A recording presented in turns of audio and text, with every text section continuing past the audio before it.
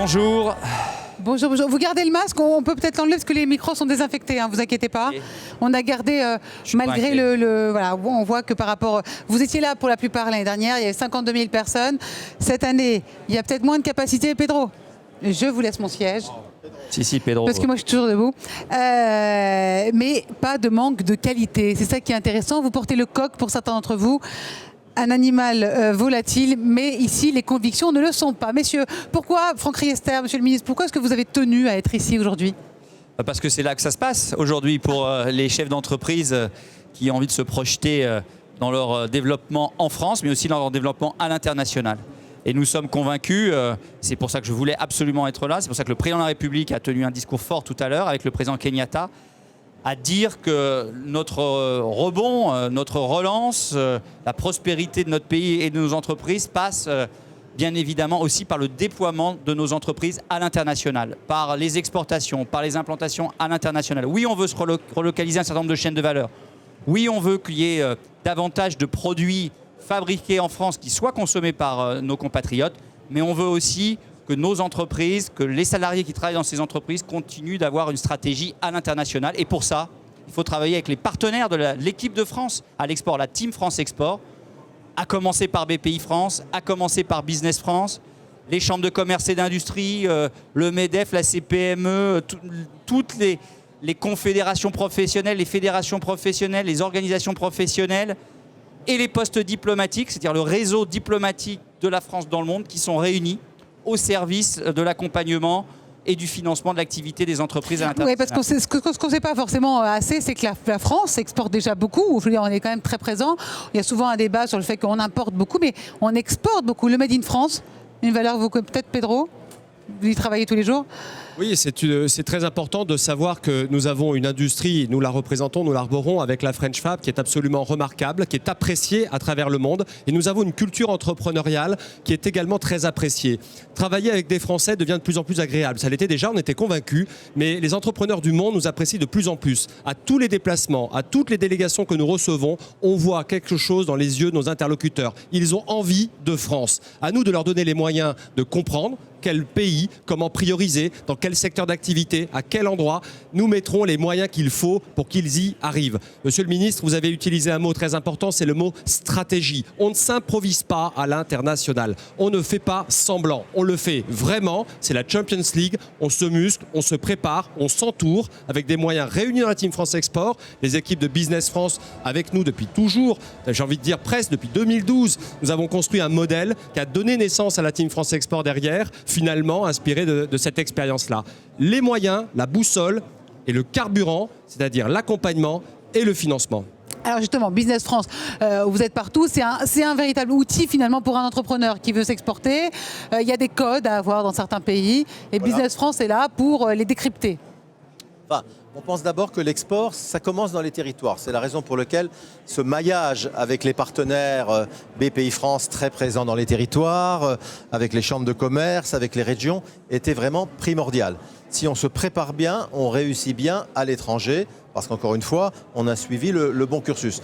La chose la plus importante, le ministre l'a dit, c'est qu'on a construit par mer calme, ces 18 derniers mois, cette Team France Export, et dès les premières années, les résultats ont été assez importants. On a gagné des parts de marché à l'export, la France. On a gagné des milliers d'exportateurs en plus.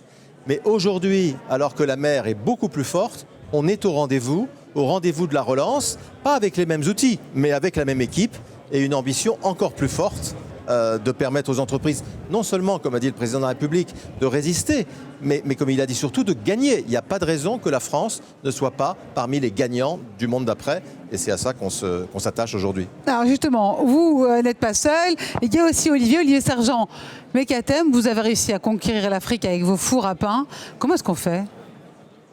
On a commencé en Afrique assez tôt, notamment à Kinshasa.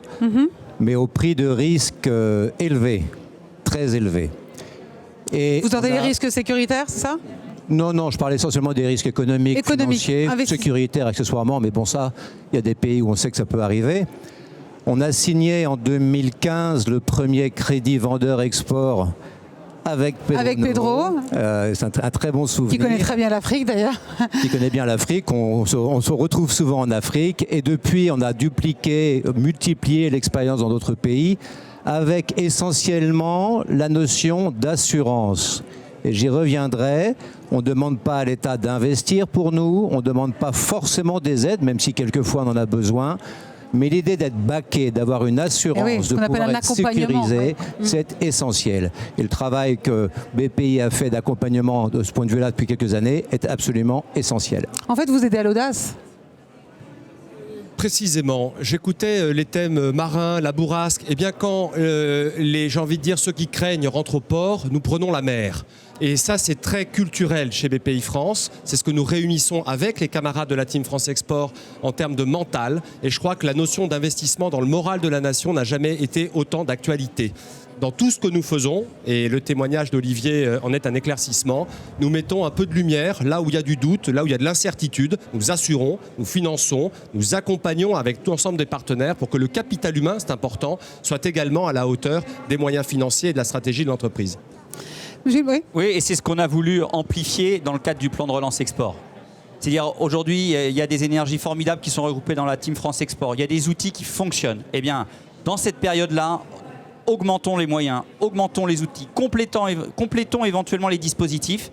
Et c'est pour ça que nous renforçons les moyens d'accompagnement, que ce soit d'accompagnement physique ou virtuel. On sait bien qu'en ce moment, un certain nombre d'entreprises ne peuvent pas se déplacer, donc il faut qu'ils soient présents sur les marchés virtuels, sur les places de marché virtuels, pour qu'ils puissent avoir accès à de l'information d'une façon numérisée. Donc, de pouvoir augmenter les moyens d'accompagnement, les moyens de financement, les moyens d'assurance de l'activité des entreprises à l'international, de donner davantage de moyens à nos jeunes d'aller travailler dans les entreprises à l'international à travers les VIE. C'est un outil exceptionnel. Donner la possibilité à des entreprises d'embaucher des jeunes pendant 2 ans pour qu'elles puissent les aider dans leur déploiement à l'international, c'est un outil exceptionnel. Et l'État va mettre de l'argent pour financer ces VIE, 5 000 € par VIE. Et en donnant la possibilité à ces jeunes de passer 6 mois en France pour se préparer avant d'aller se projeter à l'international.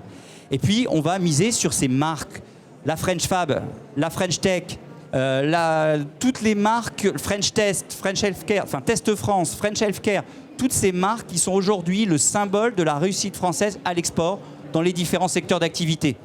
Ça, c'est cet esprit de conquête qu'on veut insuffler, continuer d'insuffler en accompagnant les entreprises depuis le territoire. Ça a été très bien dit par Christophe Lecourtier tout à l'heure, avec les régions, avec les chambres de commerce et d'industrie, avec BPI, avec Business France, et on va ensemble gagner des marchés à l'international et notamment en Afrique.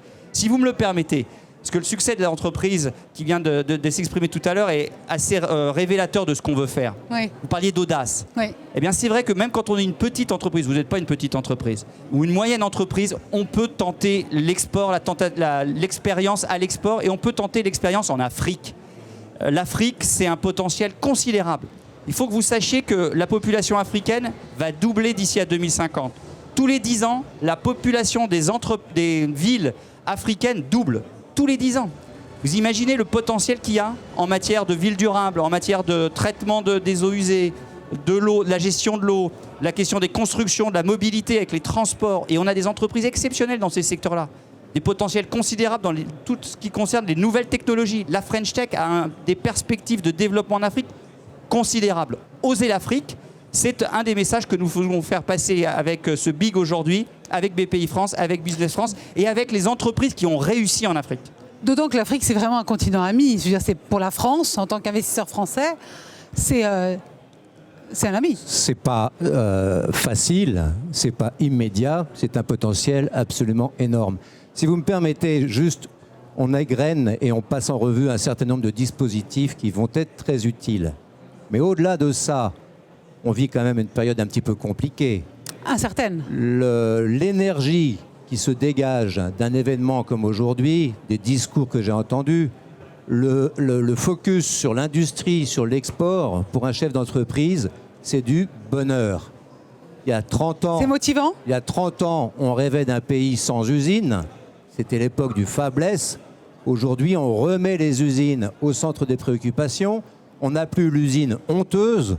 Et ça, c'est vraiment extraordinaire. Oui, parce que l'usine a changé. C'est plus celle des temps modernes. L'usine a on changé, est avec des beaux robots. Le regard a changé.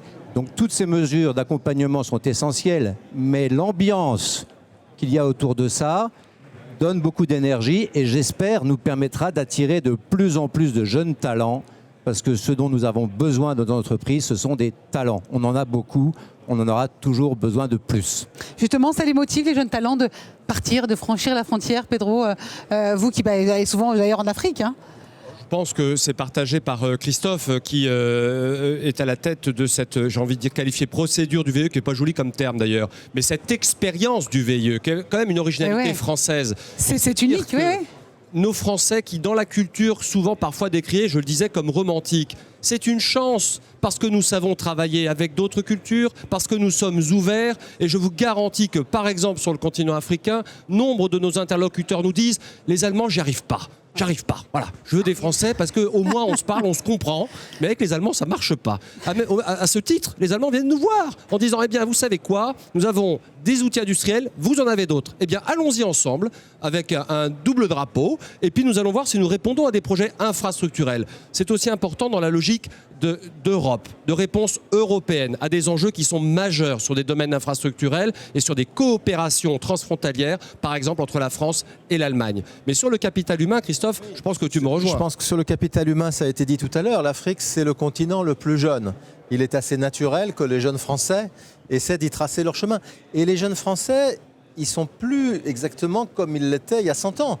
Dans les jeunes Français, il y a énormément de jeunes qui sont issus des différentes vagues d'immigration et qui constituent, comme ça avait été dit autrefois, une chance pour la France, en particulier une chance dans sa capacité à se projeter et à développer des affaires dans d'autres continents. Parce qu'un jeune qui est biculturel, multiculturel, il est un atout pour notre pays dans son développement international et dans sa capacité à engager d'autres sociétés, d'autres business. Et donc en Afrique en particulier, hein, Monsieur le Ministre, vous avez souhaité que l'aide qui sera donnée pour les VIE soit en partie ciblée sur les jeunes issus des quartiers prioritaires, c'est-à-dire, disons-le clairement, des différentes étapes de l'immigration des dernières décennies. Justement, je vous donnerai le mot de la France, monsieur, le mot de la fin, pardon, Monsieur le Ministre. Le goût de la France, je l'ai déjà. C'est la force de la France, justement, ce côté éclectique, de pouvoir investir dans beaucoup de secteurs, parce que c'est la force d'entreprises françaises qui ont différentes tailles et différents justement secteurs. Est-ce que c'est une force qu'on peut facilement exporter et donc être plus flexible? Mais la force de la France a été parfaitement dit par le président de la République tout à l'heure, qui était avec le président kényan, M. Kenyatta, c'est l'innovation. Cette capacité de s'adapter, d'innover, d'inventer, de se projeter. C'est ça la force de la France et des Françaises et des Français. On a un pays qui innove, on a un pays qui veut aller de l'avant, qui veut entreprendre. Et donc avec BPI France, avec Business France, avec toutes les équipes de la Team France Export, avec le gouvernement qui est là pour soutenir, pour accompagner, pour aider, mais sûrement pas se substituer à ces entrepreneurs. On veut qu'il y ait encore et davantage d'entrepreneurs qui se projettent à l'international, que davantage de salariés de ces entreprises se projettent à l'international et notamment en Afrique, ce continent exceptionnel qui est à nos portes. C'est le ministre qui l'a dit, l'innovation, c'est la marque Made in France et l'innovation, il y en a beaucoup ici à l'Accor Hotel Arena. On va tout de suite voir un sujet en remerciant ces messieurs pour leur participation au débat sur la relance. L'innovation, c'est ici au Big numéro 6.